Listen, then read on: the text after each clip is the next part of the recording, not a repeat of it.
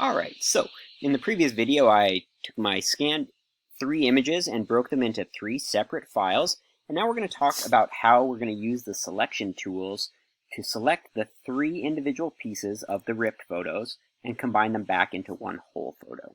So I'll give you a real quick tour around the selection tools. Remember, I'm zooming in by going Command+, and I'm going to go over to my toolbar over here. The top tool is the Move tool, and the selection tools start after that. So we have the rectangle marquee tool. So the way you use it is just click and drag, and everything inside this rectangle is selected. Everything outside the rectangle is not selected.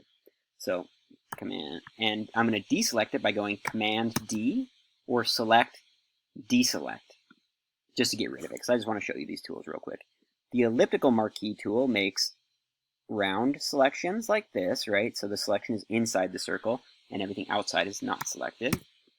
If you hold down Shift while using the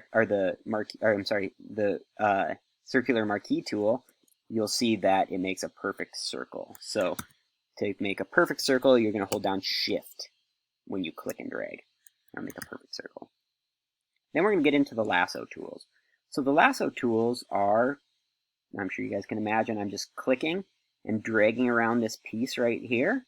And I always have to go back to the beginning, and it makes a selection, this like organic shaped selection based on what you're trying to select.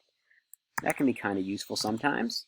And now we're going to get into all of the tools that led me to scan these images on a green background. So Photoshop is a really powerful piece of software to make selections, but it needs a little bit of help sometimes. So the way that Photoshop works when it has assisted selection tools like the ones we're about ready to get into, is those assisted selections are made based on a difference in contrast, color, or saturation. So because there's nothing in these old photos that I scanned that is this bright green, I scanned them on this bright green background, so it would be easier to select the 3 pieces from the bright green background. And you're going to see how this makes sense in a second. So the lid of the scanner, if I wasn't to use this green piece of paper, the lid of the scanner is white. Now, when I scan these 3 photos with a white background, I can still make the selections. It's just a little bit harder because those Photoshop Assist selection tools have a little bit harder time differentiating the white of the border of the photo and the white of the scanner lid. Where, with this green piece of paper behind the photo, there's nothing close to green in these photos. So let's get into those real quick. Well, first, sorry, this next one is not that tool, and then we'll get into them. So the polyagonal lasso tool, I always say that word wrong. It works just like the lasso tool, so I just click and drag along straight lines, and then click to drop points. So every time I drop a point, I can change the angle of the selection. But to get this to work, you always have to go back to the beginning. And we know we're at the beginning because if we look at my cursor, I have the polyagonal lasso little cursor, and then a circle. That means you're back to the beginning, and it made that selection. That's really useful if you're selecting things with straight lines. Now let's get into the assist selections. So the next lasso is the magnetic lasso tool. And remember, the way that I'm getting these tools is if I hold Control and click, it opens the menu. And I can do the rectangle one, and every tool that has a little white triangle next to it has multiple tools in it. So just keep that in mind. So I'm going to go Control click, and I'm going to go magnetic lasso. So the way the magnetic lasso works is you don't have to select where it's dropping points. Photoshop is going to select based on color, contrast, and saturation. And it works better if you go slower rather than fast. So I'm just going to click to start it, and I'm going to slowly drag along the edge of this photo, and we see that Photoshop is just dropping these points. I'm not clicking anything. Now I could drop points. I could click right here and drop a point and keep going. But it's doing a pretty good job right here, so I'm just going to keep going with it. And we see what it's doing is it's analyzing the difference between the white of the paper and the green of that background. You see in there it didn't do that great of a job, but that's okay. Go back up here. It's a lasso tool, so you got to go back to the beginning. that did a really good job of selecting that. So the green background is what's really helping the magnetic lasso tool work. If we had the white scanner lid, it would still work, but you'd have to go way slower and probably be zoomed in a lot better, or a lot closer to it. So I'm going to deselect that. So that's a really useful tool. And then below that, you have the magic wand. So the magic wand works by, sorry, I did this demo before. So you don't have to pay attention to what I just did. So with the magic wand tool, the way that it works is it is analyzing color, contrast, saturation, and selecting everything that's similar. So if I just click on the green background, look at that. It just selected almost the whole green background really quickly with one click. Now it didn't do a perfect job. If I zoom in, we can see the shadow areas not in there. We have a lot of these little areas of dots that are not included in the selection. Let's go over here. There's more over here. You see that? And to fix that, right, we can go, I'm going to deselect this, Command D. We can change the tolerance. So if we use a low tolerance, like 10, it's going to be really picky, right? So it's going to make a selection like this. So it's only selecting the pixels that are really close together in color, contrast, and saturation. That's not what we want. So we're going to bump the tolerance up to, I think our first one was at 25. So I'm going to go to 30 in tolerance, and I'm going to select. That did pretty good. We still have a lot of these dots, so I'm going to go a little bit higher. So I'm just going up by 5s. I'm going to go to 35. That did an alright job. I also thought that would have worked better right there. Let's go to 40. Boom, look at that. 40 did a really good job. There is still some of these little dots over here, but we're not going to stress about that because we can use all of these selection tools together. So just with one click, I selected almost that whole background. And now if I go and get the rectangle marquee tool, I can add to the selection or subtract from the selection. So remember, I clicked on the green, so the green is the selection. So if I want to add to the green, add to that selection, I can hold down Shift.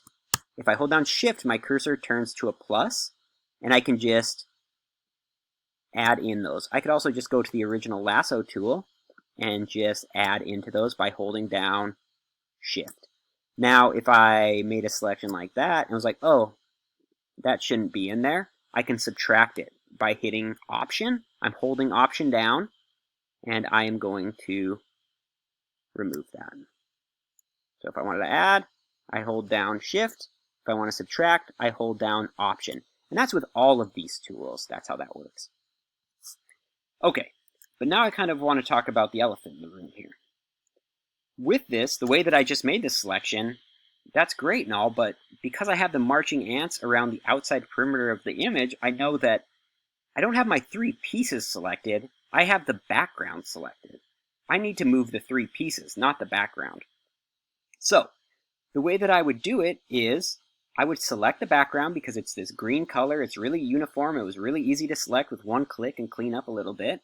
And now I can just invert the selection by going Select, Inverse, and it flips the selection from the background to the 3 pieces of the photo.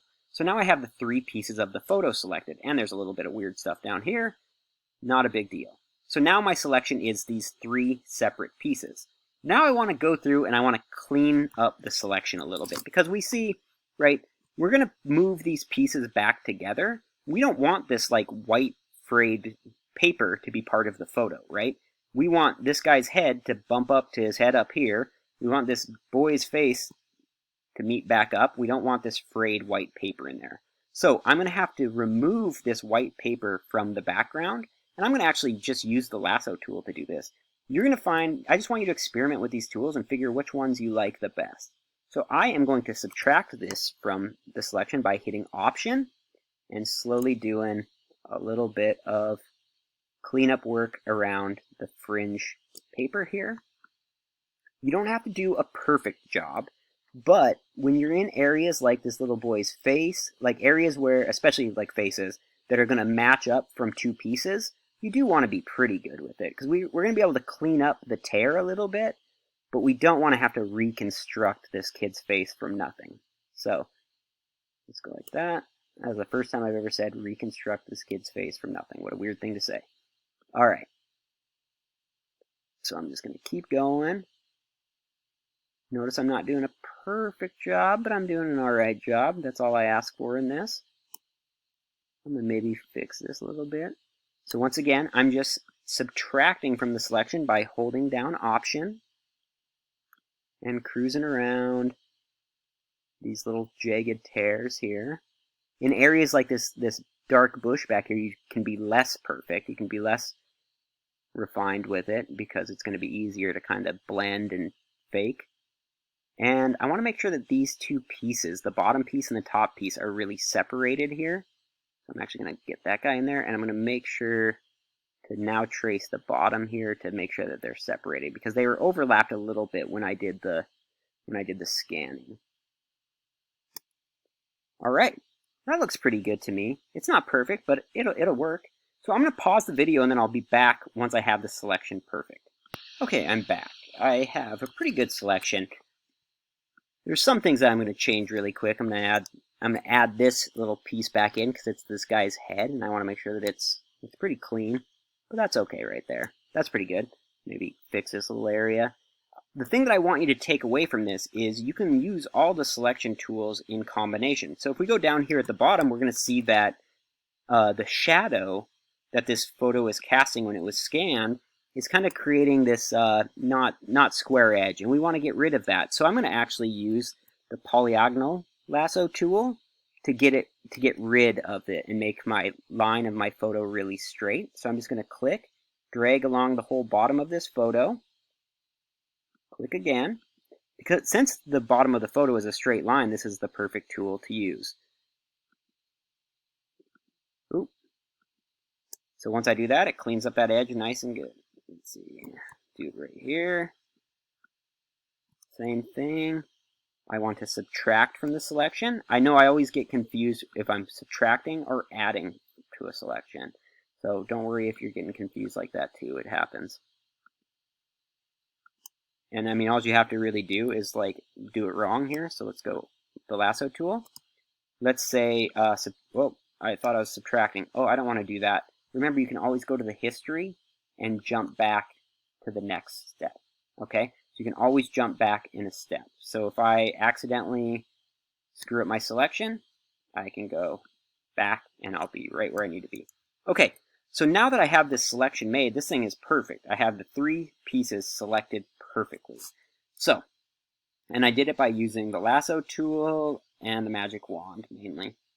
So what I'm going to do now is I want to save this selection because it's going to come in handy when I start moving these pieces. So to save the selection, we're just going to go Select,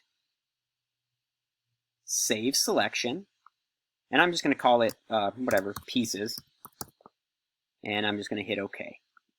So it saves that selection inside the file of the folder. So if this was to get unselected, let's like deselected like that, and I wanted to reload it, I could go Select, Load Selection, Pieces, and hit OK. So that's how you're going to save. You got to make sure to save your selection because you don't want to lose that work. If I didn't save the selection and Photoshop, whatever, the computer got unplugged or whatever, you would have to go and do all that work again. Where if you save the selection, it gets saved with the file. Okay, so in the next video, I'm going to talk about how we're going to move these selected pieces.